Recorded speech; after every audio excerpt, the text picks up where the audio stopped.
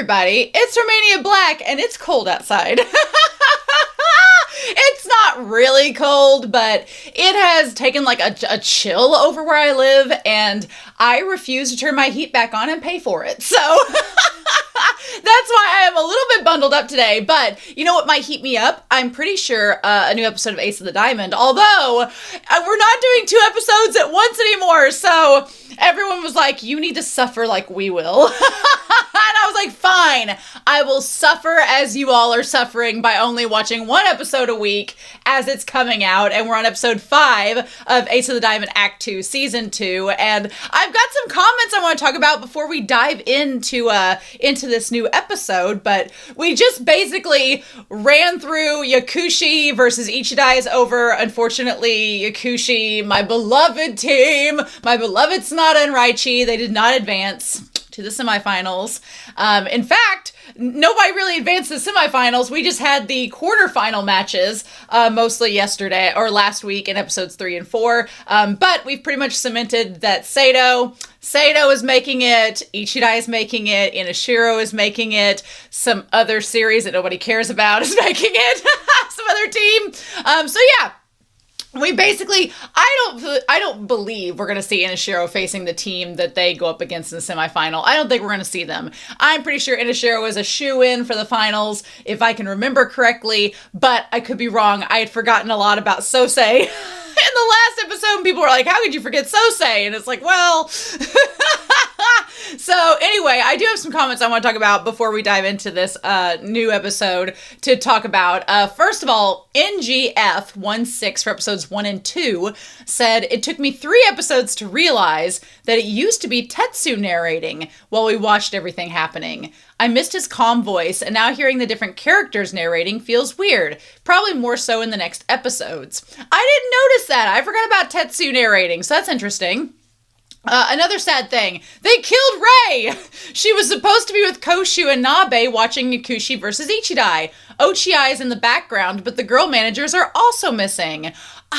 What is this anti-feminism?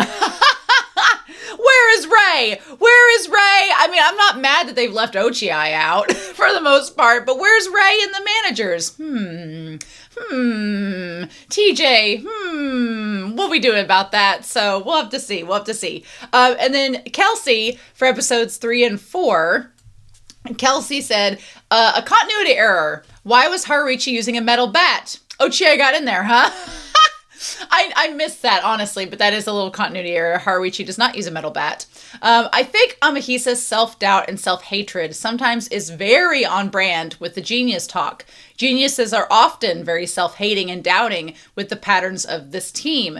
And plus, Ichidai has lost against Yakushi twice before this, and the first time Amahisa faced them, he gave up a hit to Tsunade after striking Raichi out, and it's why they ended up losing. So he must have had all the flashbacks of that moment in his head. I think they could have shown us that in the episode, but I'm kind of glad they didn't because that would have taken up some more time. But yeah, it is. I do think it is good to see how much Amahisa has grown since those games. I think the same thing is true of Yakushi. It just happened to work out in Amahisa and his team's favor this go around. And then Tsunade did not have an injury. He's always off and on his bad leg, which is why in his second year he wouldn't start any games, but he didn't actively have one here. In the manga, before the Yakushi and Ichidai game, we see Tomobe and Tsunade hit the gym. Oh, I remember that one. That's where everybody was doing thirst traps about Tsunade. Go read the manga for that. He was strengthening his legs and thanking Tomobe for introducing him to that gym. I think Yakushi, the school might not have a dedicated weight room, so all Tsunade has been doing is running, but then he was shown in the gym and started taking it more seriously. He did have an injury in the spring. Yeah, I was remembering the injury in the spring he was having, and that leg kept bothering him off and on, and it was kind of worrisome. It's like, what are we doing about that leg? But yeah, I remember the thirst trap manga days where it was like, oh, so I am excited because if things are correct, they're gonna try to keep the pacing as close to the manga now for the semi-final games as possible, which is great news. I'm excited about that. So we'll just see if that holds true or not. So in any case, thank you all so much for your comments and for supporting me as I go through the series. I had a horrible migraine this morning and it's been lingering all day. It's just not been very much fun, but I feel much better now. So we're going to get on with this and see what we get for the episode. But anyway, thank you all so much. I'm excited to start episode 5 with you all. And we are going to look at Ace of the Diamond, Act 2, Season 2, Episode 5. And we're going to do that here in 3, 2, 1. And let's see what we get this week.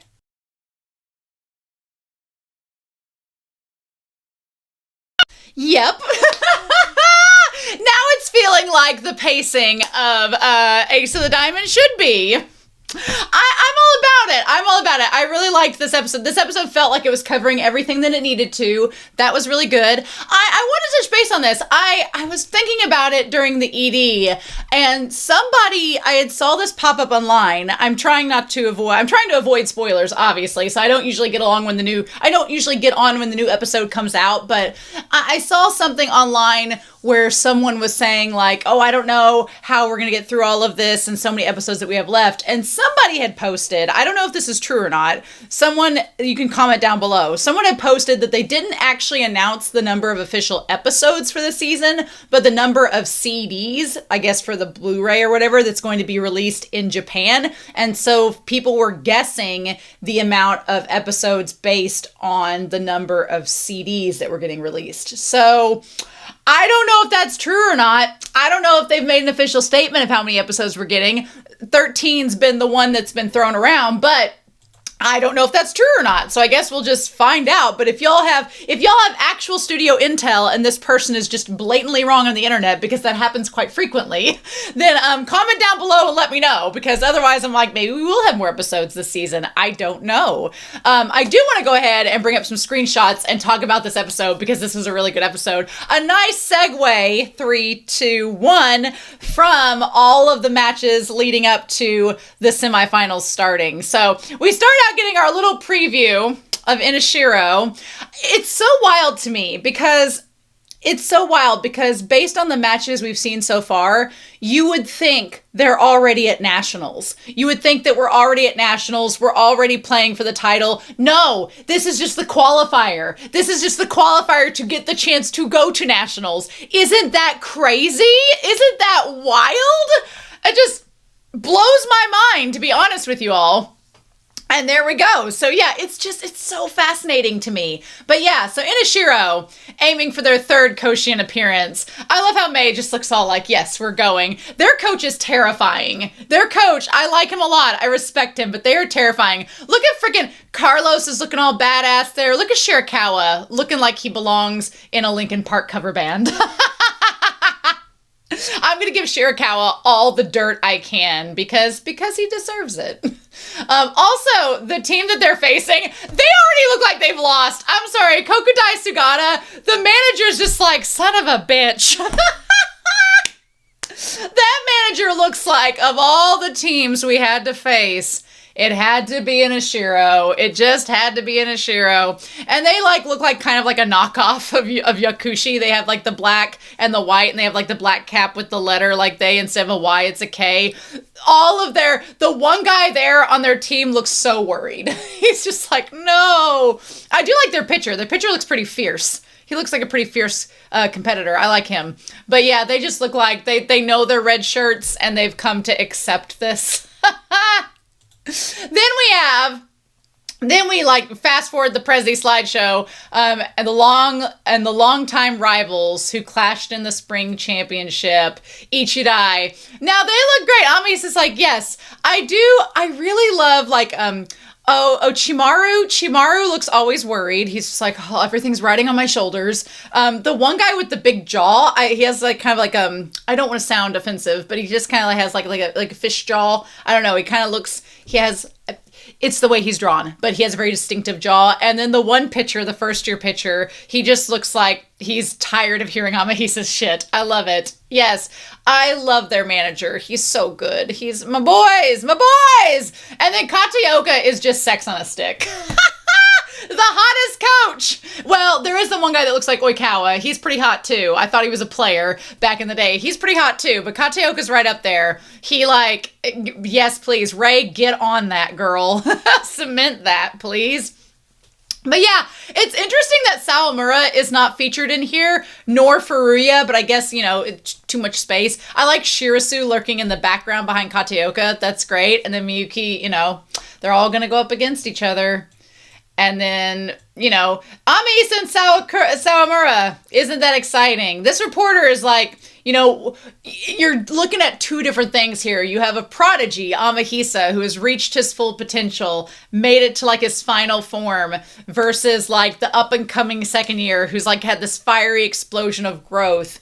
But you know what? We've talked about it over and over again. Seidou's strength is not just Sawamura. That's what makes them so powerful. They have really good pitchers in rotation that they don't have to rely upon one specific pitcher. Like Ichidai and Inashiro, it's Amahisa and Mei. Like, yeah, they got other pitchers, but they're not anything to write home about.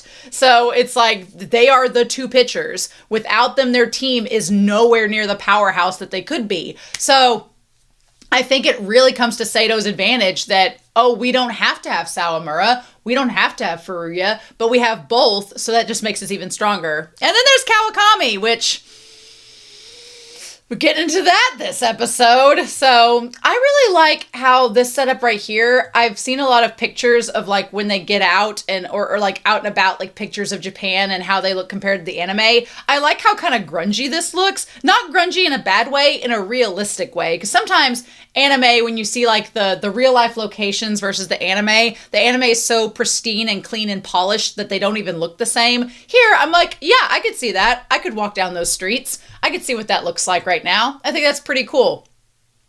So yeah, so everybody getting out. Also, want to point out the buses? How do you know you got money as a school? The charter bus for this high school? Hello? Look, you all may not understand, depending upon where you live as you're watching this, but I am from the US in a very rural Midwest town.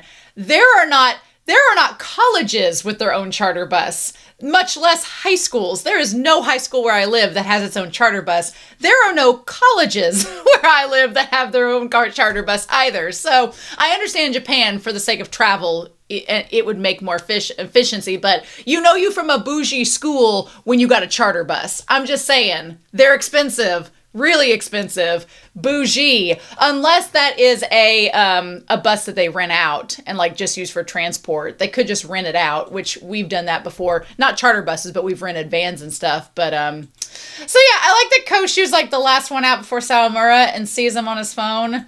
And yeah, Dai-san, hi, Amahisa-san. I like how formal Sawamura is with it. Looks like it's the 26th. 3 days, my friend. And that little Sawamura, you can tell he's excited, but he's also like, it's setting in that this is real. This is happening. We're going to get to this. Here we go. We're going to skip the OP. Damn it.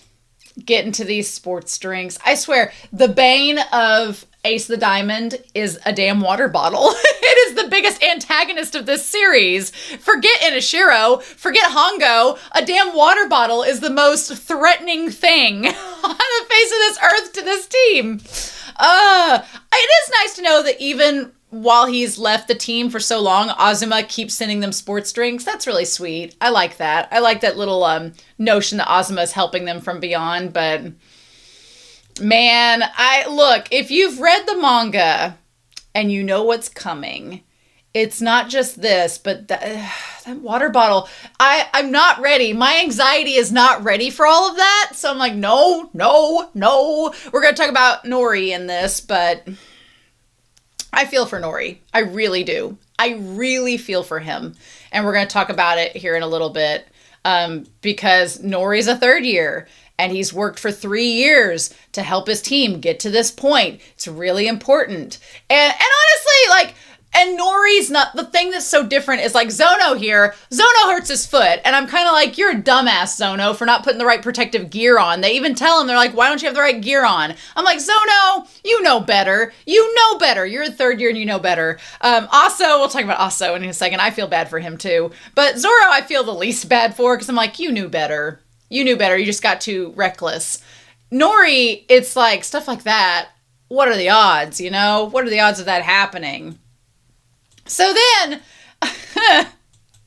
then the one guy's like, hell yeah. I feel for Aso. I do. I love how he's like, he confessed his feelings to Marase in class 3 from the tennis club. He asked her out and got the go-ahead. The triumphant pose tells me that you did. I love that they're all like, really? They're like, way to rub it in our faces. Way to rub it in our faces. Honestly, though, if anybody's like, how could she break up with him 2 days later? Had that happen, so can relate with Aso.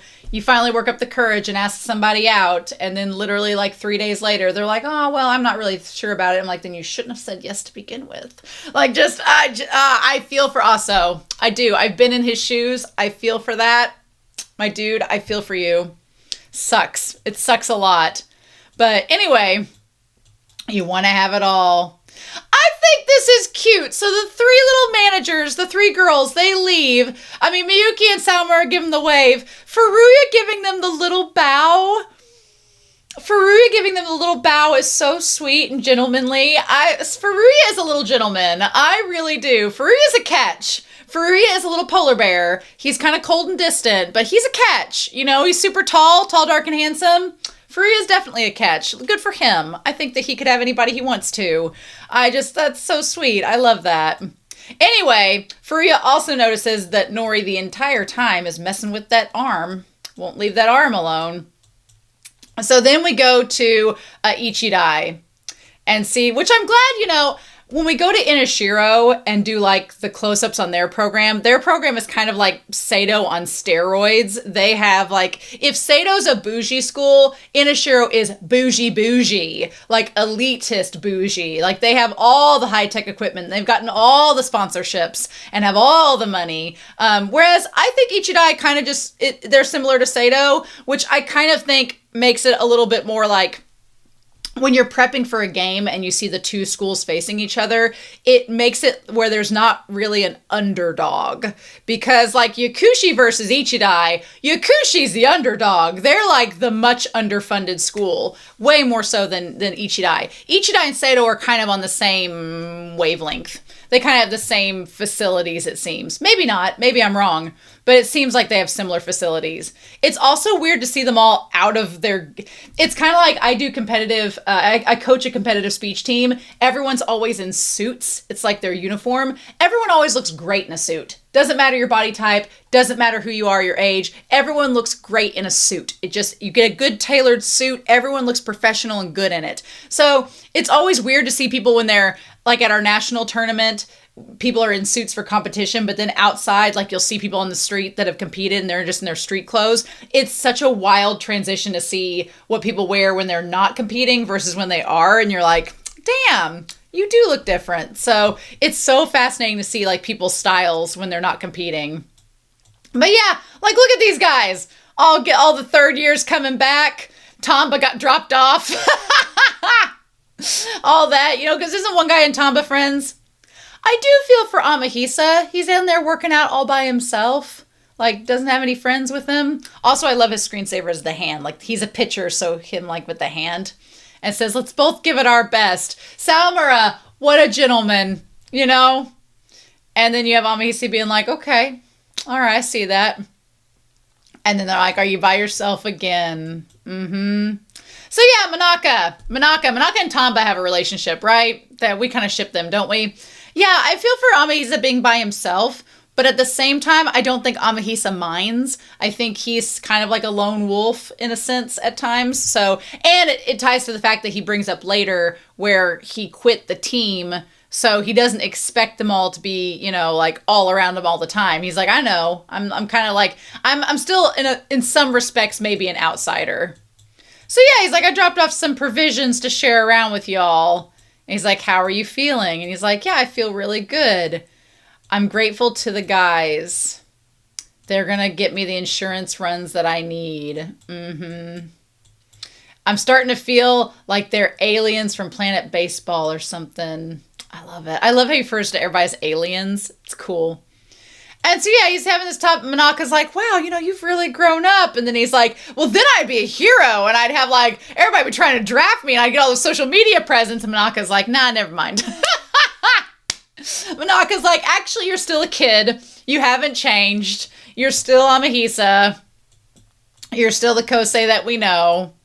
I mean, but he's ambitious. I think that that's important to bring up because it's going to come up later in the season with Miyuki and Furuya and Sawamura. It's going to come up, and it's come up in this episode with Nori. What are you thinking about after high school? And, I work in advising at a school. It's a lot to ask a kid who's 17 or 18, what do you want to do with the rest of your life? I know in Japan, they have a pretty strict setup of this is what you do. This is your career goals. This is this and this. In the US, we try to do that in some regards. I don't know how successful we are at that. But I also feel like it's in a global perspective, asking someone whose brain is not fully developed, and I don't want to hear the argument about, whatever, but it's not. When you're 17, you are not fully matured. You have not cooked long enough at 17 or 18. I'm sorry, you haven't. Spoken from experience, you haven't. It's weird to ask someone who's barely old enough to vote, who's barely old enough to drive, who's barely old enough to drink, depending on the country you live in, to be like, what do you want to do for the next 60 years? That's crazy. That's crazy. And I feel like, it's good that some of them have ambitions and have figured it out. Like Amahisa, just from this conversation, he wants to go pro. He's like, I've decided I want to go pro. I want to get drafted. I want to do that. He's like, he's got a plan in mind. He's got lots of ambitions. He's like, he wants to have a social media presence and do this and Like, he has a lot of ambition, but he knows what he wants to do. And I think that that's important as well because it can be a driving factor.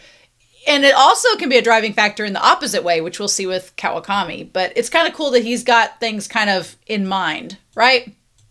So then, and Manaka's like, that's just who you are. So 2 days away, Aso's riding this high from having a girlfriend on the tennis club. Good for him. Princess of tennis.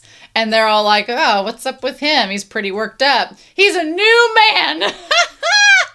He's undergone the hypermetamorphosis of love. Look, we're not to it, but I was talking to Kelsey on the Discord. There's a chapter called The Power of Love. It is one of my favorite in the entire history of the series. And you don't underestimate the power of love. Yep. Oh, Aso. And Zono's like, he's proving his manly spirit. I love the one friend on the team is just supporting him so much. It's great. Meanwhile, Nori's like, oh, I'm just going to take the day off. Don't mind me. We're going to catch up in the bullpen. And Sawamura does not take note of this. Furuya, say what you want, but Furuya being pretty observant is really interesting. And then Wakana is like, I'm going to be at Jingu on the 26th. Go Wakana. I love that it still has like the middle school mascot as her little icon. Good for her. Going to see Sawamura. This dialogue, though, all the Sawamuras will be there. So all of Sawamura's family's going to be there. She's going to be there. That's a lot of pressure, too. Your whole family showing up and your friend from middle school.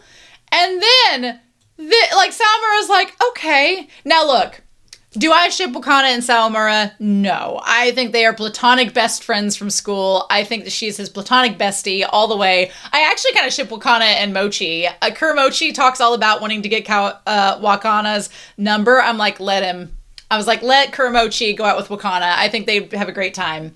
But then, for Koshu to say, is it Amahisa? The look on Sawamura's face, Koshu thinks there's something there. Do not get it twisted.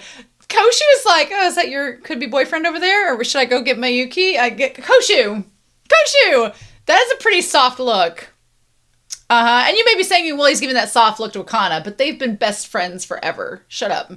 So he's like, hell no! It's an old friend from back home. And then could Miyuki be jealous of 3 people at the same time?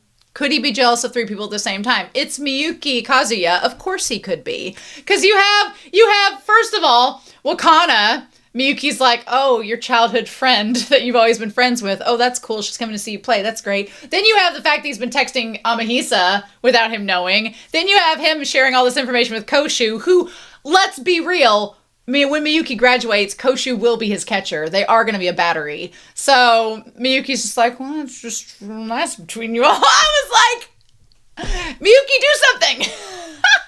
It's that meme where the person's like poking somebody with a stick, be like, come on, do something, Miyuki. Which he does in this episode, which is good. But yeah.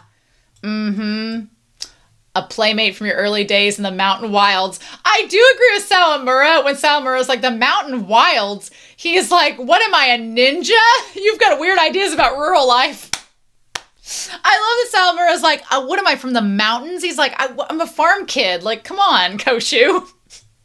That's really funny. I am so glad that we've gotten to see this part animated. This part in the manga where Sawamura is having the conversation with Koshu about the different pitches. I loved this in the manga. I loved it. The games are great. The games are wonderful. But I feel like Ace of the Diamond, where it really shines, is it kind of reminds me of Free. In the best way. If you don't know what Free Iwatobi Swim Club is, go watch it. Give it a chance. People are always like, oh, it's just the gay swimmer anime. No. It is an event. I love Free. Free is such a melodrama, but it's so good. But Free is the best with all the stuff that happens outside of the matches. Like, the matches are pretty intense, but it's swimming, for better or worse. But all of the, like, character work they do in between the matches are what counts. And I feel like Ace of the Diamond does something similar. All the character work that happens in between. Like, there's character work that happens during the games. Don't get it twisted. But I do love all the character work that happens in between the games. And Koshu is such a great catcher. Koshu is very different than Miyuki. Miyuki's being the older catcher, the older one, whereas Sawamura is the younger. Miyuki kind of takes on a more dominant role in the relationship in the battery, where Miyuki's like, this is what you're going to do. If you don't want to do it, tell me why you don't want to do it. And da-da-da-da-da. That's why him and Mei would not work. Mei needs someone. This is it. Mei and Miyuki are kind of on the same frequency. And Mei, as a pitcher, either needs someone to dominate him, Harada, because he's older, or he needs someone that he can dominate, Itsuki, because he's younger. But being on the same equal side, Mei and Miyuki, that's why they're so much fun to kind of like X-ship, like they were exes and they didn't work out because of that factor. Whereas Sawamura is kind of like, Sawamura's relationship with Miyuki is kind of like Mei and Harada.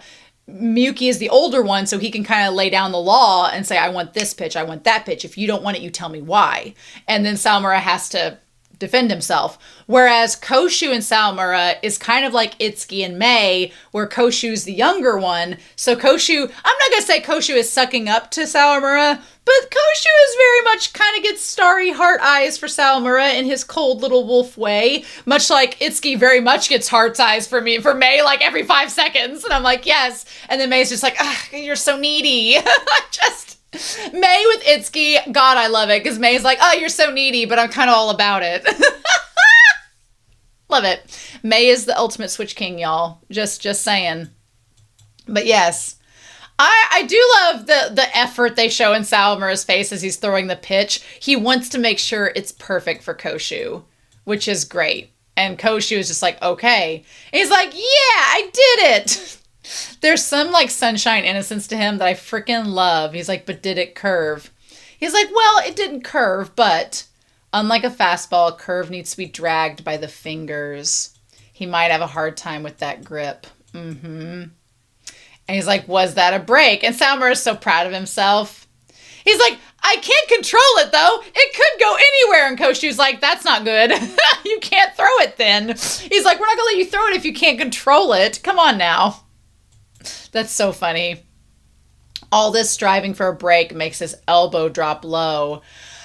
I like that Miyuki Koshu's like, oh, Miyuki, you're here? Miyuki's like, what'd you think, I wasn't gonna be here? I like that Miyuki is like, look, he has his strength as a pitcher, and so we can't be negatively affecting your best pitch. And then Sawamura's like, were you watching from the shadows cap? And Miyuki's like, what do you think I am, a villain? It's not, there's no shadows here. So funny. So funny. He's like, I'm worried about how our starter in the next game is doing.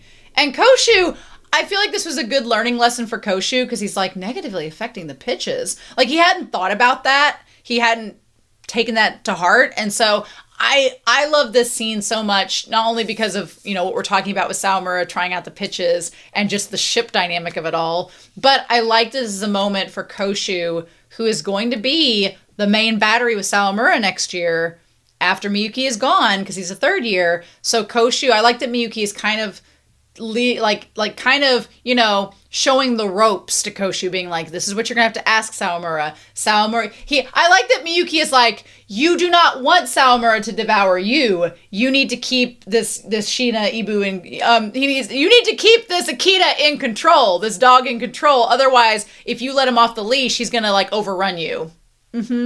That's really cool. I like that. And so he's like, it's true, his specialty is the backspin fastball, but it's all about how straight his wrist is.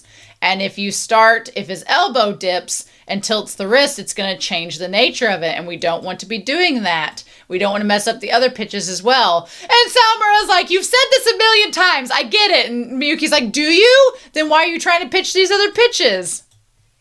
You could also just not let your elbow drop. And he's like, yeah, but I can't help that. He's like, I'm practicing. Shh.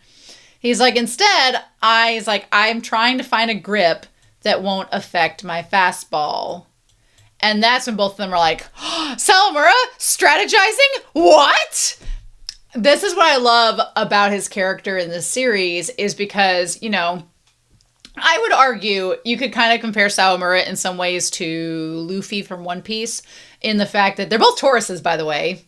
Both Tauruses, both sunshine characters, both like larger than life, loud, stubborn, very Taurus coded. But what I like about Sawamura is that he does develop as the series goes, and he does show that he's not just this boundless sunshine character with energy. He also has strategic prowess and he wants to do well. And he's like, I know I'm dealing with all these prodigies that have special pitches and so I'm going to try to like find a way to fit in and make it work. And Koshu is so surprised. Koshu's like, strategizing again, what? And Miyuki's like, okay. I feel like Miyuki's reaction is more, he had faith that Sawamura might be able to get there.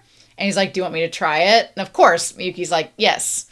Meanwhile, we go back to Ichidai as they're reviewing his pitches. And then so they're talking about the cutter, the changeup, and the breaking balls that are tough to hit in this fastball. And I like that they're figuring out how they need to adjust to the pitches. And they're like, he's the man who stole Satoru Furuya's ace number. I love how they refer it to that because from our aspect, watching everything go down, it wasn't that Sawamura stole the ace number necessarily, but that Sawamura earned the right to also wear it, just like Furuya had as well. The only thing is only one person can wear it at a time, so now it's Sawamura's turn. Will that change next year? Who knows? Will Furuya, gain it back? Who knows? A lot of that's up for grabs. Also, I like that you see Amahisa with his little juice box over there. He's like, how many runs you guys gonna get me? And I love that they instantly turn, they just flipped their heads over to him. I love Chimaru. Chimaru's just like, bitch, what? Chimaru's like, I won that game for you all last time. What are you talking about? And then Amahisa, he jokes. He's like, hey, I know I quit my first year and I came back. He's like, I have faith in y'all. I know you guys are gonna be great. They're like, as long as you get it. He's like, I was worried about them getting scammed after school. And they're like, roll that beautiful bean footage yet again. He's like, you're not going to have an easy time with our baseball aliens. He's such a dork. I love him. I love his genius. I love who he is. It's great. So Miyuki brings up a good point, being like, you want to debut a new pitch now? He's like, there's only 2 days. And Sawamura's like, hold on, Miyuki, Kazuya. He's like, I have thought this out, which is a terrifying concept. He's like, I swear, this is not the first time I've thought of this. He's like, I have been working. Let me show you my PowerPoint presentation that I have been coming up with. And Koshu's like, well, we thought you might be doing something half-baked for this game. And he's like, hey, hear me out. And Miyuki's like, let's hear him out. What do you expect to add by adding this to your arsenal? That's a very smart way of saying it. Of course, this is great for Koshu to hear. He needs to know this sort of thing. But I love that Miyuki's like, what is this going to benefit? And I like how he phrases it. He doesn't discount Sawamura and say that he's not appropriate for trying to add a new pitch into his arsenal, especially this close to the semifinal game. But Miyuki phrases it in a very efficient way. He's like, I get you want to add a new pitch. What's it going to do? What is the benefit of adding a new pitch? Because if you think about it, with Furuya's got his fastball, and that's really all he needs. Furuya just needs to make it fast and controlled. Then he's got it. He's like, there's no reason for him to add a new pitch. For Sawamura, it's like, what is it going to do? And then Sawamura's like, okay, if you have a clear goal, we may be able to help you. I love that. I love that Miyuki's like, our job as catchers is to make sure that we get the ball that you throw to us and we get the people out. We can work with what you got if it's got a clear goal in mind. What are we going to do with that? And so then it becomes, from there, let me get this back up. I clicked the wrong thing. Yeah. So from then, Koshu's like, and I don't know if Koshu had even thought of it that way. Like, again, I feel like this meeting, this moment in the manga, I think is so important, not just for Sawamura's character, but for Koshu's as well. And then Sawamura's like, I knew you wouldn't fall for a half-baked presentation. So he's like, let me pull out my visual aids. He's like, don't look so smug. Just because, I love that the manga just brought out this giant presentation showing that our boy has been thinking about this. Saying my pitch mix is overwhelmingly based on the fastball. I like we've got the other in there. What is the other? The other is whatever it can be. The changeup, the cutter, the splitter, and the two-seamer. So he's like, yes. He knows that, like, I guess the others are the other numbers. And they're like, it's basically your lifeline. He says, so I could add a slider to the mix and a curveball. I could add a slider and a curve. That would be good and increase my range, but I haven't worked on one I can properly use. So he's like, I'll get to them someday, but not today. That in itself is like, one, what hype for third-year Sawamura who could add a curve and a slider to the rotation. That's crazy. And I think he would. His third year. I think with Koshu, he would add it. And Koshu would be like, okay, I think that he would. But I love that also Sawamura is thinking of the future, but he's also focusing on the present. He's like, I can't be hasty. He's like, I will get to them someday, but today is not that day. So just know I'm thinking about them. So he's like, this part was great too. He's like, I tried reading about the gyroscopic sliders and splitters. And he's like, it was stuff about rotation axes and spin efficiency and break rate. And they're big words putting me to sleep. At least he's self-aware. At least Sawamura's like, I'm not like Amahisa who can get into the physics like he can. He's like, that's not me. He's like, that's not me. That's not going to work for me. I can't do that. No. He's like, no. So instead, he's like, what should I work on instead? And Miyuki's like, I'm all ears. And then he gets ready to show Koshu, and he's like, a pitch I've used in matches, but I hadn't fully mastered. And then he throws it, and then Koshu can't catch it. And he's like, the number 11 splitter, I could improve that. Yep.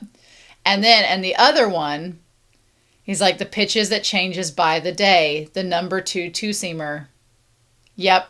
I'm going to push those two backup numbers to the forefront. Yep. To expand the repertoire to where it is now. Which is really smart. Because if you notice, when Ichidai was looking at the videos, They were focusing on the fastball, obviously, but then they were looking at the cutter and the changeup. So those are the 3 pitches that they're going to be prepared for. They don't even have the two-seamer and the splitter on their radar. They aren't even thinking about those pitches. They're thinking about the other 3. So if he's like, if I can bring out those other 2 pitches, they're not going to expect it. They're not going to have practiced for it, and they're not going to see it coming. And I'm like, that's so big brain of you, Sawamura. That's so good. I love that. Yep, the number 5 elicits early swings with a sharp change in speed. And then, yep, the number 7, like, breaks away right at the end. Yep, if I can get the sinker stable, then yeah, it's going to work. And he's like, it's not a bad idea. And then Koshu's all about, can you control it? And he's like, well, that's what I'm going to find out. We're going to test all these grips to make sure they work. He's like, I'll catch. Also, I really love this. I have done these workout moves as well, especially Nori's, where you do the resistance bands against your arm and everything. Those are actually really good workout moves. I need to get back into those. I've also done the ones that Furuya's doing. I loved, they didn't quite get it in the anime adaptation. If you go watch the manga for this chapter set, Furuya just looks like a little kitten, like tangled up in the bands. It's actually kind of adorable. But yeah, those are really pretty effective. Yep. And that's when Furuya notices something's going on with that arm.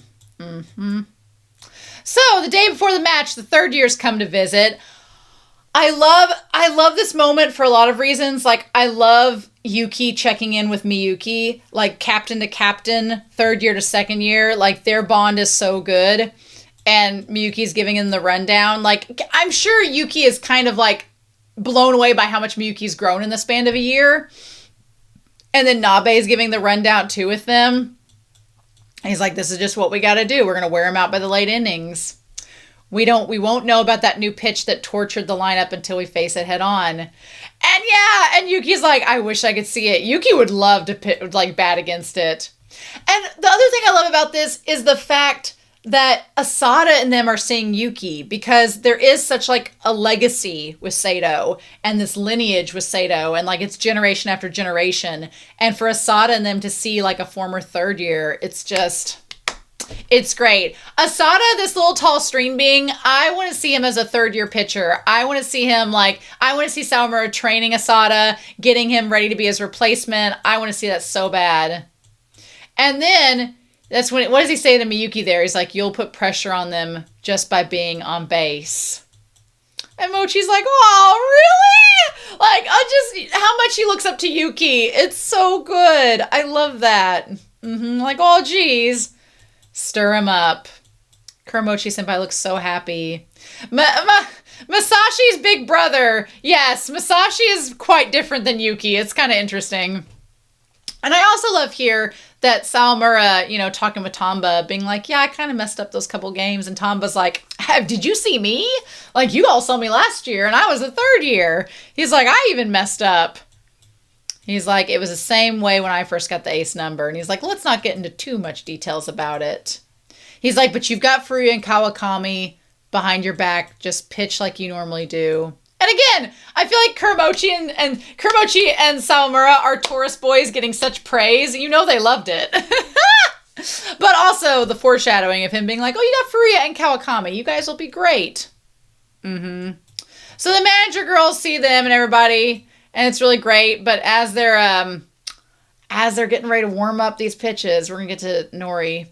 What a bit of pressure to have to try your pitches out against the coach. That's intense pressure. That is a lot to have to be like, okay, I'm going to give the coach my all in this moment. Like, that's crazy. That would be so intense, right? That would be so intense. When we were at Nationals, everything was over with and we were practicing impromptus, and they're like, impromptus are speeches in competitive forensics you have to make up in like a minute and a half. You get a quotation and you have like a minute and a half to make up a 5-minute speech. It has to be 7 minutes total, but you have a minute and a half basically to come up with 5.5 minutes worth of talking. And it sounds very stressful and it sounds very hard. The trick is it's not too hard once you figure out like how to structure your speech and how much time you get for each point. Like once you get that down, you can kind of tailor make it to work for you, right? There are ways you can train yourself to give a speech like that, and it will seem impressive when it's just practice and hard work. But I hadn't run one in a long time, and we were just kind of hanging out, and the kids on the team were like, you do one. And I was like, okay. And I did, and it went fine. But it's like, putting your coach on the spot. So I feel for Kataoka here in this moment. But yeah, the manager in the batting box. But if you can pitch against Kataoka, you can pitch against anybody. And Miyuki's very professional. He's like, here's what I want. Here's what I want to get. And he's like, good. Pitches are looking good today. And I'm like, Ochiai, don't you say anything. Ochiai, don't you say one word. Shut him up, Sawamura. Shut him up. Seidou's strength is the depth in its pitching rotation. Absolutely. Sawamura will just have to go as hard as he can in the early innings. It frustrates me a little bit that Ochiai is still underestimating Sawamura. He's like, oh, Sawamura, as long as you can get the early innings, go hard. Furuya and Kawakami can take your place. I'm like, you want to see Sawamura get to the point where he's not satisfied with that, where he wants to pitch a whole game without having to rely upon that. But I'm like, shut him up. Shut Ochiai up. And he's like, let's show him the new pitches. And Sawamura's like, that's right. So as he's about to do that, that's when Tamba and Furuya is heading to the bullpen. And again, he's messing with that arm. I do like Tamba saying he wants to work on the pitches that he has. And Furuya's like, hey, is something wrong with your arm? Look, I'm glad Furuya said something. I know some people might have gotten mad at Furuya for blurting it out right before the semifinal, but no. Because here's the thing, and we've learned that through this series, that has been a learning curve, is that if you don't point something out and then stuff goes down in the actual game, it's like, why didn't you say something sooner? And we've seen that happen with this team before. So I'm glad Furuya said something because it shows that he cares and it shows that he doesn't want to get to that point. What if they're relying upon Nori and then you get to the third pitcher and Nori falls? That is going to be horrible. And then it just, if you think about it, if they hadn't said anything and Nori had gotten to where he couldn't pitch at the end of the game and cost them the game, you know how horrible he would feel? Whereas if you know Nori is not someone you can totally depend on in the game, yeah, it puts more pressure on you, but you also know ahead of time so you can kind of mentally prepare for it, right? You don't want that stress in the moment during a game. No. And Tamba is like, no, it may not actually be hurting, but he's like, you need to go get it checked out. Tamba's like, Tamba knows. He's like, we're not going to let you get out of this. And then we see the preview of the pitch, and Kataoka's face says it all. Ochiai stopped stroking his beard, which was pretty significant in itself. But for Kataoka to be like, oh, that's when you know. That's when you know you're like, this is going to be a good pitch. This is going to look real good. And Sawamura's like, that's the most reliable pitch out of all the ones I tried yesterday. His little parrot face. Yep. I combined tricks from different videos I watched and finally got it together. I like Ochiai from the sidelines as videos. Look, different generation. YouTube tutorial generation, my dude. We're not relying on books anymore. He says it's easier to control than the previous ones he's attempted. And I love Miyuki talking him up here. Miyuki's like, this is all him. Because Kataoka looks over to Miyuki. Miyuki's like, he did all this. This is all his work. Talk him up. And that's when Tamba comes in and he's like, hey, we need to talk about Nori. And Furuya's like, something's off with his arm. Tamba thinks he should get it checked out. And of course Sawamura is worried because he's a pitcher and his teammate. And he's like, oh, that's not good. So then we go back. I love these little Darumas. I think those Darumas are adorable. I love them. Love all the pictures. You can see all the pictures of the teams and everything. I'm sure this is an actual baseball foyer there. But then, yeah, I think the one guy was the captain for this team. I don't think Amahisa's the captain. Here at the end, Amahisa, my boy, give us the closing statement. And I like Amahisa says, don't go asking the impossible. Because I feel like even though Amahisa is a genius, like we talked about in the intro of the video, he still has a little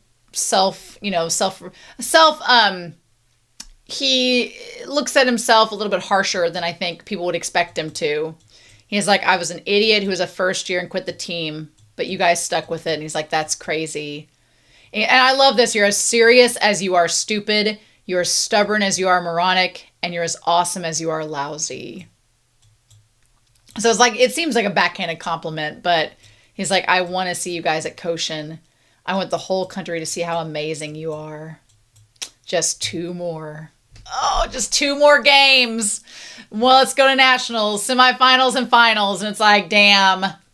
You got to take it 1 game at a time. That's for sure. But oof. So then, they want to set up.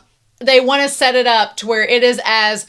They needed to make Seidou seem like the underdogs for this one, so that when they go against Ichidai, there's an incentive to like really root for him. So they really made him seem like the underdogs going into this match. First of all, Sawamura just is watching the game and watching the pitches. And he's like, the innings changed already. You know, I'm sure you've memorized the batters by now. Is that enough? And Sawamura's like, no.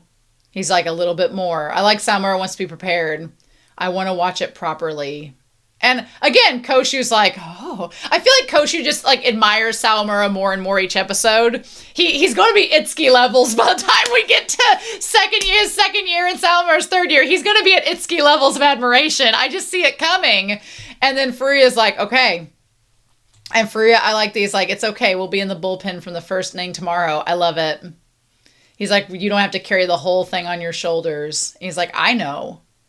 He's like, don't talk to me like you're worried. I don't think Sawamura is worried about Nori, and I don't think he's worried about Furuya, but I do think Sawamura wants to be for himself as prepared as he can be, and I respect that. Zono, meanwhile, Zono's feeling dumb for not wearing the right gear and possibly hurting his foot. Aso has probably gotten broken up by his girlfriend. Chu shouldn't have said things too soon. Everybody's working hard. Shirasu, Haruichi, and Mochi are ready. And then they're like, Nori. Ugh.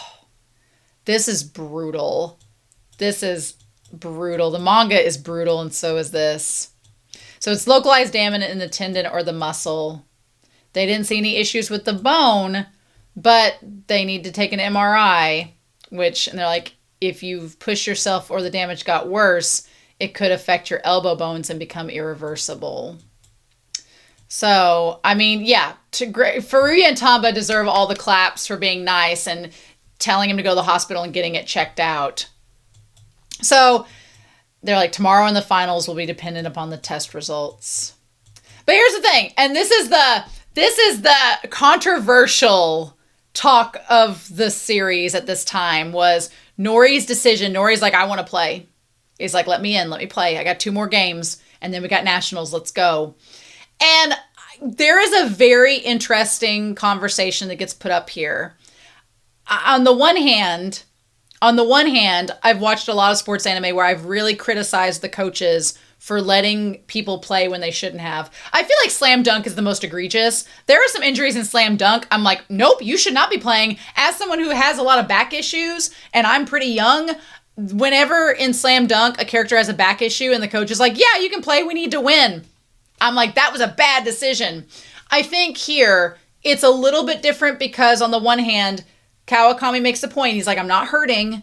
There's nothing wrong with the bone right now. It is just like, I'm being told if I keep doing it, I'm not going to be able to do it anymore. And he's like, I understand that. We got 2 more games in the nationals.